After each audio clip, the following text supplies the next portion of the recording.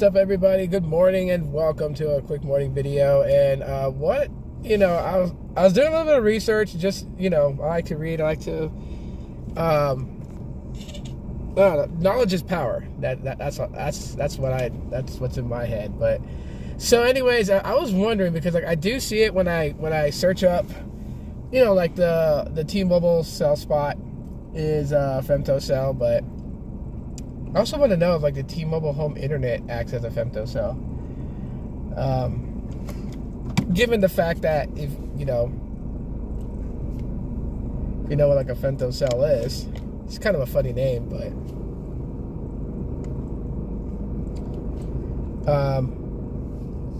yeah, if it acts as a base station for T-Mobile's network. It's one of those things that I want to know about. But I tried searching it, and every little bit of information I find out, it's it's the 4G cell spot that also acts as a mini tower, as they call it, a mini tower. So it's just one of those things that I'm just kind of curious about. Of course, I'm not thinking about it like it's any type of security threat or anything like that. For it being that, I'm sure that if it is that, to that degree, it is not it's not like people are not going to be connecting to your IoTs just because. So I don't know. I'll probably continue my search looking into that. Just wondering. I'm pretty sure I'm gonna say, I'm gonna go on a whim and pretty much say that it probably is. Access home internet, fixed wireless access, giving you that vast untapped resources for your mobile data connection at home with all your IoTs. But probably also acts as a mini cell tower. Which, if it is, that's pretty cool. Then it also will tell me the reason why maybe Verizon home internet is not available here. I don't know why people do that. The bus will stop, and even though the stop sign doesn't stick out from the school bus,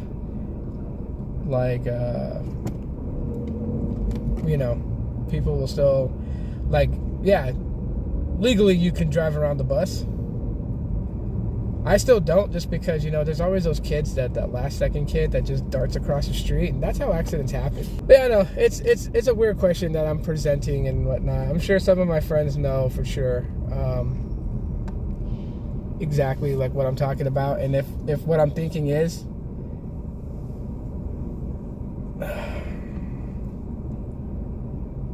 but yeah, I don't know, my kids are kind of they were just off on the fact that that I was looking these things up, and I told them it's not like I'm taking a test or anything like that or going to school for it. I just want to know just to know.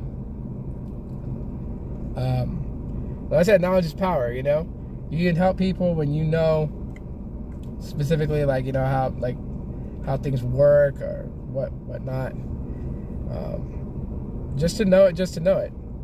That's the type of thing that I try to teach my kids, right? You don't have to be assigned a subject to learn about it. Just learn about it if that's your interest, if that's something you want to know. You never know when this information comes in handy. Yeah, that's exactly what I'm talking about. The bus driver stopped at stop sign, and kid almost got hit right now because they're running to the bus. They were trying to run across the street so they didn't miss their school bus. And luckily, no one got hit.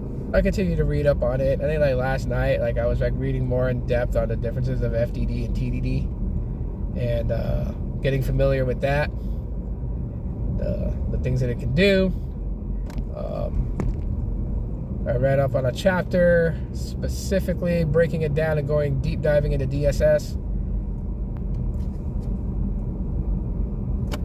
and how that works, and how that that'll be beneficial, which obviously it is beneficial.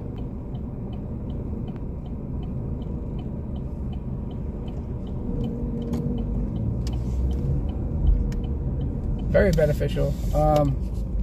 Having a dynamic spectrum sharing, basically having a certain spectrum, basically not split, but like, you know, be available for both 4G and 5G with the same amount of megahertz. So like if you have like 20 megahertz of a specific you have 20 megahertz of a specific, you know, spectrum, it can be used for both 4G and 5G, but it's not like split in half. So like with 20 megahertz, it's not going to split it to like 10 megahertz 4G, 10 megahertz 5G. Just, you know, giving 20 megahertz of 5G to your phone if your phone's 5G capable. If your phone's only 4G capable, then giving 20 megahertz of that band to your 4G device, right? That seems decent.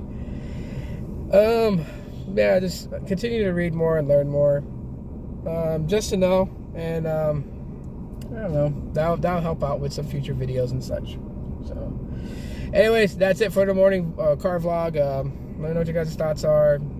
Post them in the comments. Smash the like button if you guys enjoyed this video, and I'll talk to you on the next one. As always, aloha.